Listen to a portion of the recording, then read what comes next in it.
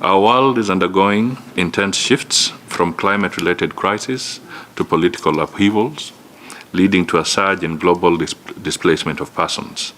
It is our collective responsibility to provide refuge and opportunities to displaced persons. In the early 20th century, many villages on Kenya's border towns became a sanctuary for waves of those fleeing violent conflict and drought. It is now a melting pot where diverse cultures converge, transcending place of origin boundaries and forging a unique fusion of traditions and identities.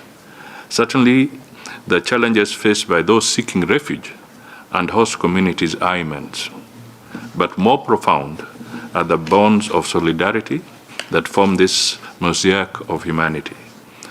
All work hand in hand to build new lives and also a sense of community. Actions that are underway are due to recognize the refugee documentation, that is the identification, the identity card, as a document that one can use to access services, to register for telcos, to engage in money transfer, to access employment, to be able to take children to school, and to access National Social Security Fund, which today they enjoy for those who have the ID card. There is also a policy on recognition of prior learning, where a refugee who may have come with a talent, a teacher, a nurse, plumber, artisan, is taken through the National Industrial Training Authority and the Quality Assurance Authority together accredit that prior skill, and therefore that enhances the employability into the country. The National Education Management Integrated System policy is at the draft stage, where the integration of refugees into the National Education Management System will also ensure that the children progressively acquire the skills and are able to enjoy that. Finally, the aspect of the municipalities, all the attendant infrastructure that will come with the municipality in Kakuma and AJAABU will be enjoyed by the refugee and host community, and that enhances the integration, the socio-economic. Finally, the aspect of data. What we are talking about data, we do budgets and planning through data, through statistics. They inform us. We analyze those data so that then we are able to know the demographics and therefore plan for the refugees as we integrate them into the society.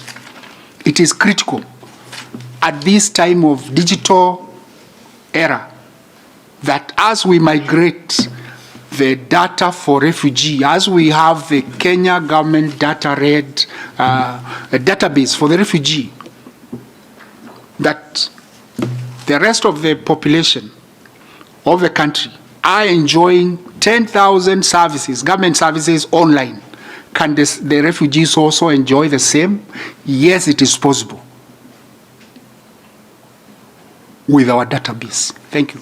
Beyond that joint programming, we of course need to align with the support that will be coming from other actors, from the US, from the EU, from the World Bank, from the private sector, from many other member states in the room, and from foundations. It's going to be an enormous lift and a multi-year lift.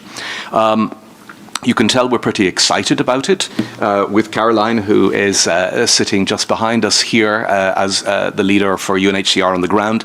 I think you can look to UN Kenya to bring forward a really joined up kind of support and sustained over multiple years. And as I close then, Ralph, let me just pick one small symbol of how that's already happening. There's a fabulous initiative, Government of Japan, Toyota, and UN Women. Up around Kakuma, Kalobeye, they've opened a branch of the Toyota Kenya Academy that is already training women auto mechanics from both the refugee and the host population together.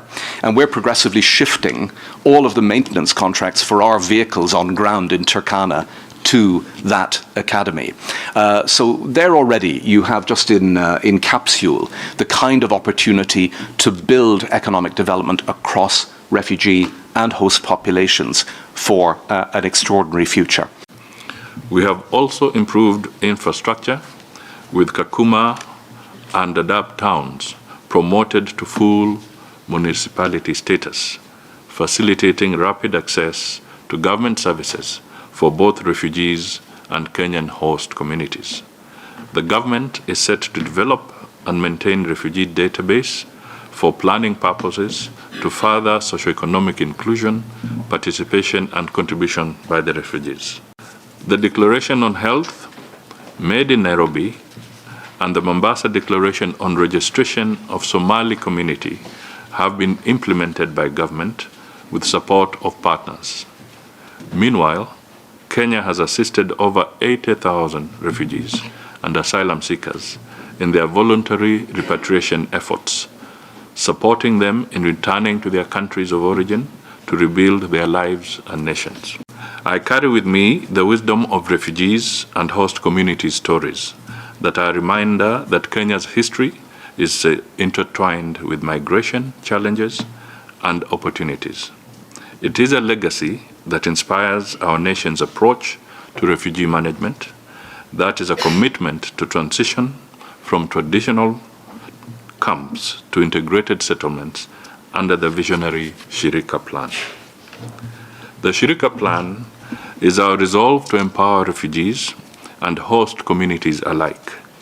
It embodies the lessons of our long and protracted refugee hosting history.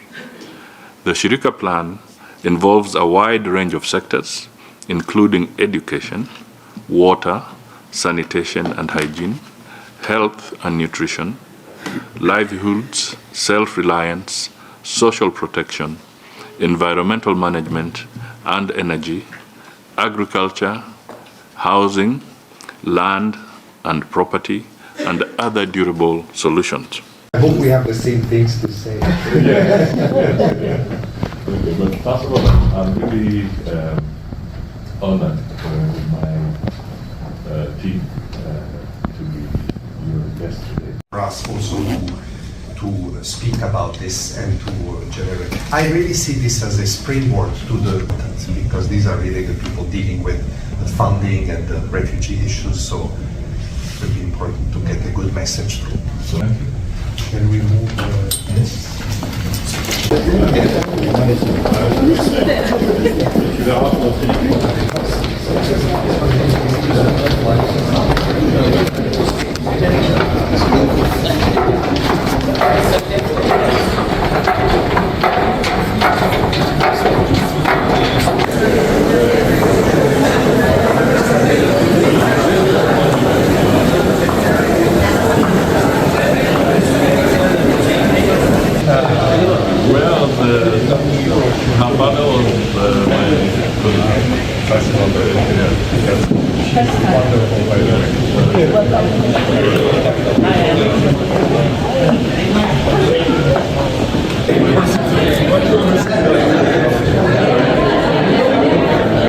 We're hoping to get Mr. John Bongo, who is the ambassador, EU ambassador.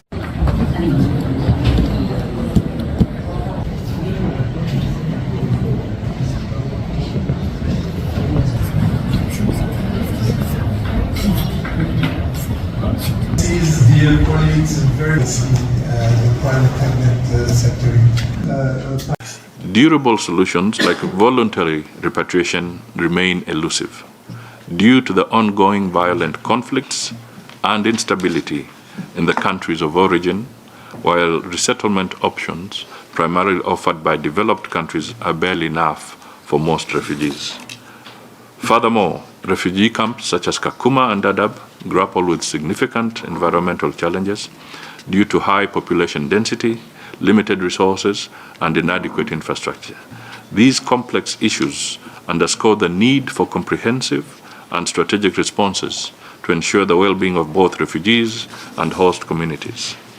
The continuous influx of displaced populations into Kenya demands comprehensive and adaptable solutions to address the enduring issues of displacement and identity. But solutions must consider both refugees and host communities. This is why the government of the government of transitioning from camps to integrated settlements is critical under the Shirika Plan. Why are we focusing on both refugees and host communities in this new policy approach? Kenya has been hosting refugees for many years, and the situation isn't ending. For years, development partners support tended to make the lives of refugees seem better than those of host communities. This scenario led to feelings of exclusion and unfairness in the distribution of resources, necessitating innovative approaches such as the Shirika Plan. The plan therefore aims to ease the pressure on refugee hosting communities in Garissa, Turkana, and urban areas by mobilizing additional financial, technical, and material support in the spirit of the responsibility sharing and enhancing refugee hosting community harmony. At this juncture, I should bring to your attention circumstances that buttress our efforts. First, by end of August 2023, Kenya hosted a total of 644,000 refugees and asylum seekers. Among them, 83% are refugees, 17% are asylum seekers. The increase from July 2023 figures is primarily due to displacements caused by drought. Second, the AJAABU complex, a place of paramount importance in our refugee management efforts, currently houses 364,000 people spread across 75,000 households. Among these, 274,000 are officially registered and verified, while 94,000 individuals profiled and awaiting registration under the jurisdiction of the Department of Refugee Services. These statistics remind us that behind each number is a story of resilience, hope, and aspiration. Allow me to share some notable achievements of Shirika Plan. First, the Refugee Act number 10 of 2021 contains transformative changes that align with the Global Compact for Refugees, localized in Kenya through the Comprehensive Refugee Response Framework.